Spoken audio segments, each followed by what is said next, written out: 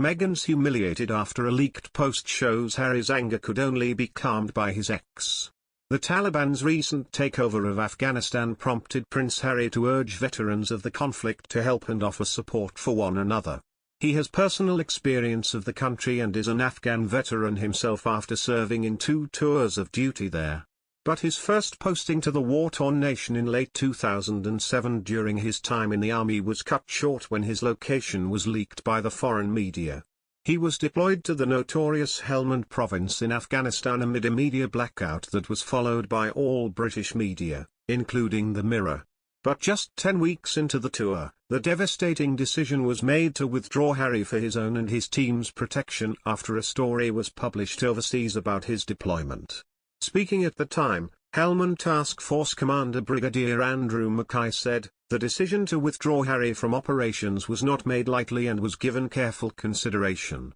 At the time of the decision, he was deployed in the field, conducting operations against the Taliban, and we, therefore, had to consider not just the consequences for him personally but those that he was serving alongside."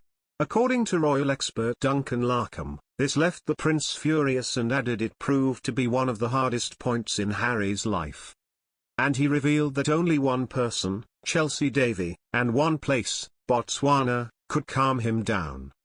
Duncan previously said, one of the other real lows in Harry's life was when he was dragged out of Afghanistan because his secret deployment had hit the papers, which meant he had to come home. He was absolutely furious. Where did he go? Straight to Botswana with Chelsea Davy. Straight there and spent a couple of weeks there. Almost like, it's where he goes when there's steam coming out of his ears to calm down. In 2008, Harry began helicopter training, and in 2012, he returned to Afghanistan for a 4-month tour as a co-pilot and gunner in Apache helicopters. He safely completed the tour and returned to the UK in January 2013. Last week, he and wife Meghan Markle released a statement saying the current situation in Afghanistan had left them speechless. They said, "The world is exceptionally fragile right now. As we all feel the many layers of pain due to the situation in Afghanistan, we are left speechless."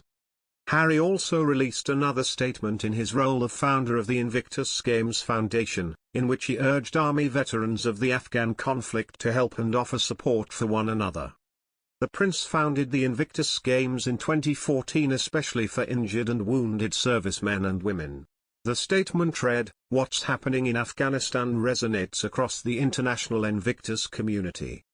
Many of the participating nations and competitors in the Invictus Games family are bound by a shared experience of serving in Afghanistan over the past 2 decades, and for several years, we have competed alongside Invictus Games Team Afghanistan. We encourage everybody across the Invictus network, and the wider military community, to reach out to each other and offer support for one another. However, Zimbabwean businesswoman Chelsea Davy, who had a high-profile relationship with Prince Harry, has admitted that she felt uncomfortable and even scared over the course of their 7 years together.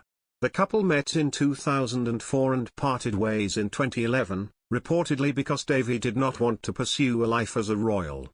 She said in 2016, "Yes, it was tough. It was so full-on, crazy, scary and uncomfortable. I found it very difficult when it was bad. I couldn't cope. I was young, I was trying to be a normal kid and it was horrible.